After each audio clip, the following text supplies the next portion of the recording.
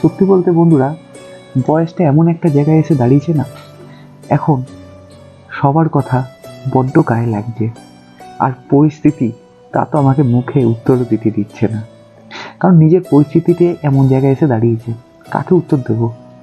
আশেপাশে আমার থেকে আজ 5-6 বছর বয়সের ছোট ছেলেমেয়েরাও নিজে স্ট্যাবলিশ, অনেকে তো খুব বেটার অপরচুনিটিতে চাকরি করছে।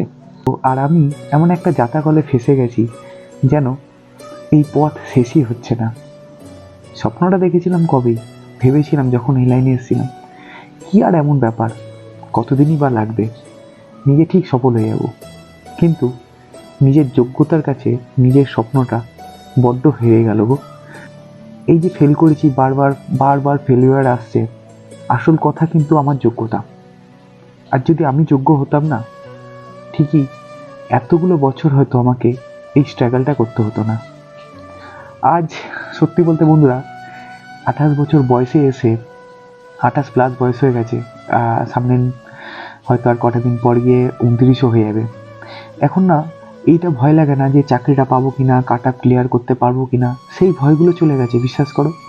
এখন একটা ভয় খুব গ্রাস করে রয়েছে, এই যে স্বপ্নটা দেখেছি বা শেষবারের যে চেষ্টাটা করছি, শেষ অবধি টিকে থাকতে পারবো তো? যদি আসল কথা হলো, মধ্যবিত্ত ঘরের ছেলে, এখনো বাবার ওপর দিয়েই সংসার চলছে। যদি কোনোভাবে আমাকে এই সংসারের দায়িত্বটা নিতে হয় আমার স্বপ্ন পূরণের আগে, সংসারের দায়িত্ব তো অবশ্যই আমার, কিন্তু যদি এই মাঝপথে পরীক্ষার আগে সব কিছু ছেড়ে ছুড়ে কাজে ঢুকে যেতে হয়, তাহলে তো আর আমি এই পরীক্ষাটা যেভাবে প্রিপারেশানটা নেওয়া উচিত সেভাবে তো নিতে পারবো না। 8 ঘন্টা 9 ঘন্টা ডিউটি, প্লাস যাতায়াতে আরও 2-3 ঘন্টা। তো বাড়িতে এসে না হবে পড়াশুনো, না হবে নিজের স্বপ্ন পূরণ, মাঝপথেই হয়তো সব কিছু ছেড়ে চলে যেতে হবে। সেই জিনিসেরই লাগে ভয়। আর এই হচ্ছে এই ওবিসি কেস, কি যে বলবো, হয়তো বুঝি না লয়ের ভাষা, কিন্তু এটুকু তো বুঝি যে পরীক্ষাটা যদি অন্তত নিত, আমাদের মাথা থেকে প্রচুর পরিমাণে একটা হেডেক কমে যেত।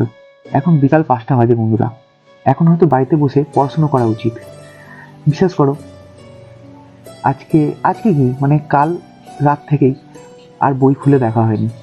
মাঝে মাঝে আমরা যারা ভিডিও করি, এই নয় যে আমরা সারাক্ষণ পড়ি, আমরাও নানা রকম বাড়ির কাজকর্ম থাকে করে সব কিছু ম্যানেজ করি, পড়াশুনো করি, যেইটুকু টাইম পাই সেইটুকুই পড়ি। কিন্তু মাঝে মাঝে এমন হয় পড়ার টাইমগুলো আমরা বাড়িতে বসে বেকার কাটিয়ে দিই, নয় ফোন ঘাঁটছি, নয় কিছু করছি, ইচ্ছা করে না, কিছু ভালো লাগে না। কি বলবো বন্ধুরা, মাঝে মাঝে নিজের ভাবনাতেই যেন অতল সমুদ্রে হারিয়ে যেতে হয়। বন্ধুবান্ধব তো দূরের কথা, যারা আমার বয়সী তারা তো অবশ্যই আমার মতো বয়সে এসে একটা জায়গায় দাঁড়িয়ে যাবেই, কিন্তু আমার থেকেও কত ছোট ছেলে যারা হয়তো 6-7 বছরের ছোট আমার থেকে, তারাও আজকে কেউ কিছু না কিছু ভালো জায়গায় ঢুকে যাচ্ছে, শুনতে পাই কানে।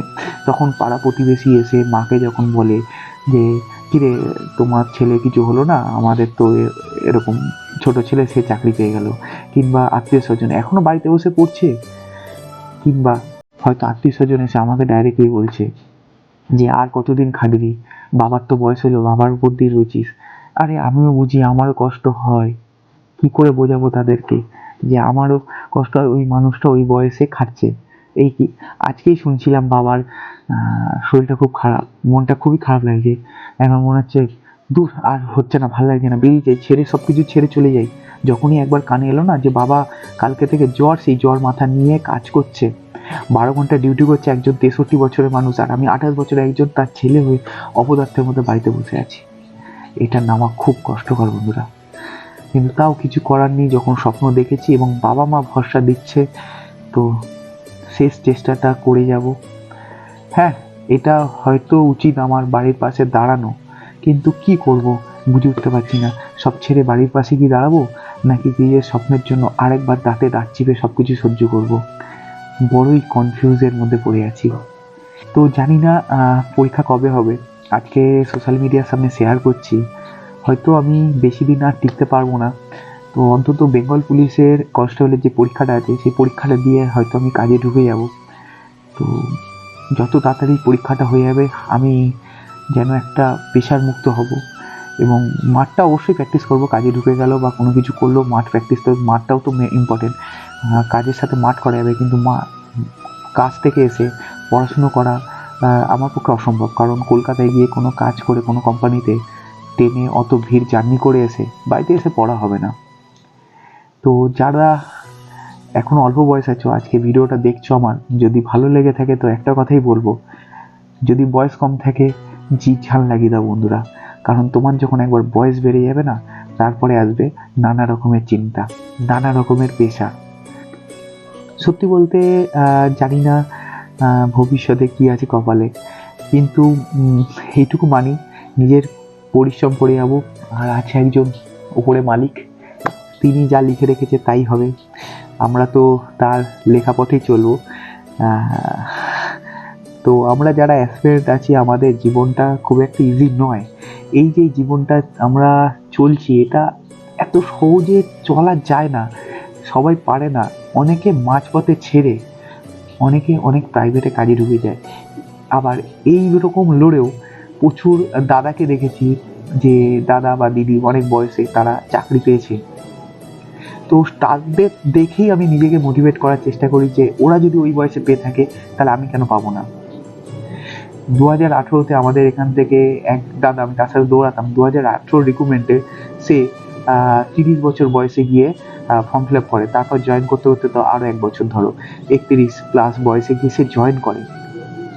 তো তাকে দেখে আজকে আমি মোটিভেট হওয়ার চেষ্টা করি যে ও যদি ওই বয়সে পারে, আজকে তো আমি 28+, মানে ওর থেকে হিসাব মতো সেই বয়স থেকে আমার কম, ও যদি পারে, আমি ওর থেকে মোটামুটি 2 বছর কম বয়স নিয়ে লড়ছি, তাহলে ও যদি পারে আমি কেন পারবো না। হ্যাঁ, সত্যি কথা বলতে বন্ধুরা, আমরা ফেল করেছি না, ধরো ফাইনাল কাট আপে একবার বাদ গেলাম, একবার মেনে বাদ গেলাম, বারবার হয়তো ফেল করার পর দোষ দিয়েছি যে হ্যাঁ কোশ্চেনটা কঠিন ছিল, আজকে সেদিন দিনটা ভালো ছিল না।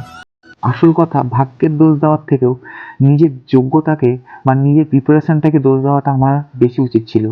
এটা তখন না বুঝলে এখন আমি বুঝতে পারি।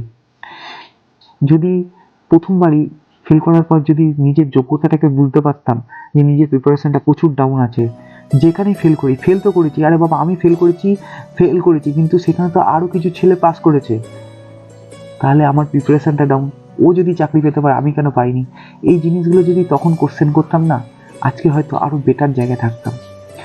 তো আজকের ভিডিওটা অনেকগুলো কথা হয়ে গেল, আর কিছু বলার নেই আজকে, তো আজকের জন্য এইটুকুই, টাটা।